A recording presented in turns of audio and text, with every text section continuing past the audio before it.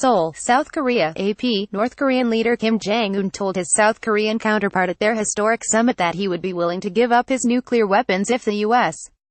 commits to a formal end to the Korean War and a pledge not to attack the North, Seoul officials said Sunday.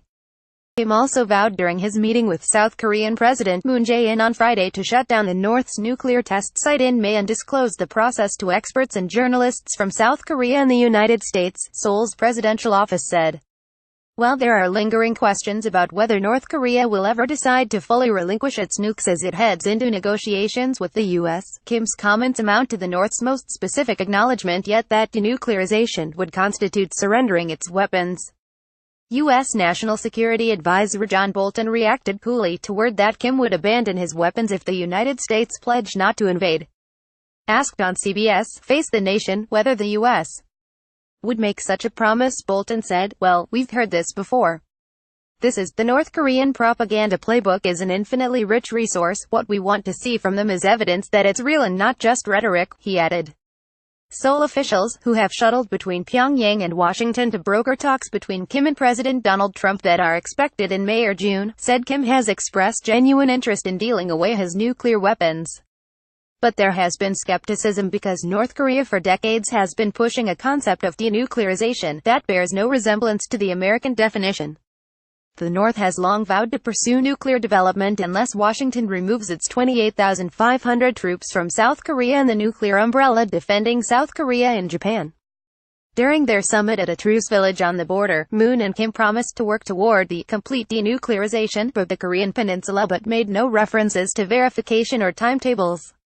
Kim also expressed optimism about his meeting with Trump. Moon spokesman Yoon Young-chan said, "Once we start talking, the United States will know that I am not a person to launch nuclear weapons at South Korea, the Pacific or the United States," Kim said, according to Yoon. Yoon also quoted Kim as saying, "If we maintain frequent meetings and build trust with the United States and receive promises for an end to the war and a non-aggression treaty, then why would we need to live in difficulty by keeping our nuclear weapons?" The Korean peninsula technically remains in a state of war because the 1950-53 Korean War was halted with an armistice, not a peace treaty. The closing of the nuclear test site would be a dramatic but likely symbolic event to set up Kim's summit with Trump. North Korea already announced this month that it has suspended all tests of nuclear devices and intercontinental ballistic missiles and plans to close its nuclear testing ground. Still, Adam Mount, a senior defense analyst at the Federation of American Scientists, said Kim's comments were significant because they are his most explicit acknowledgement yet that denuclearization means surrendering his nuclear weapons. Questions remain about whether Kim will agree to discuss other nuclear technology, fissile material, and missiles. However, they imply a phased process with reciprocal concessions.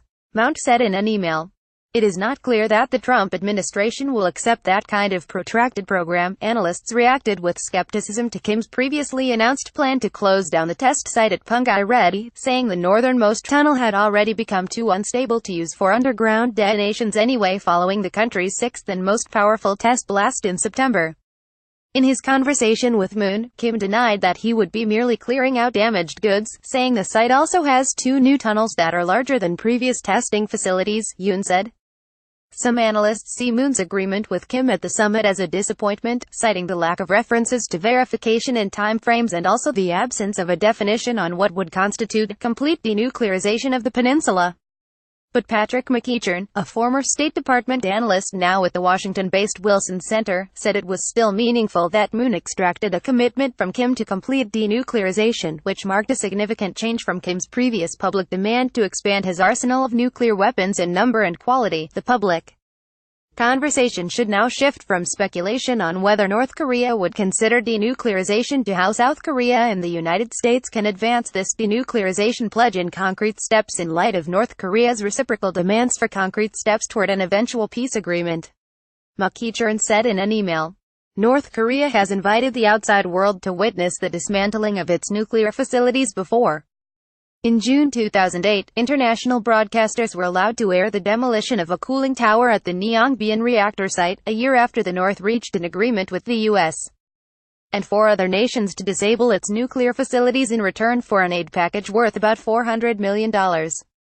But the deal eventually collapsed after North Korea refused to accept U.S. proposed verification methods, and the country went on to conduct its second nuclear test detonation in May 2009. Yoon said Kim also revealed plans to sync its time zone with South Korea's.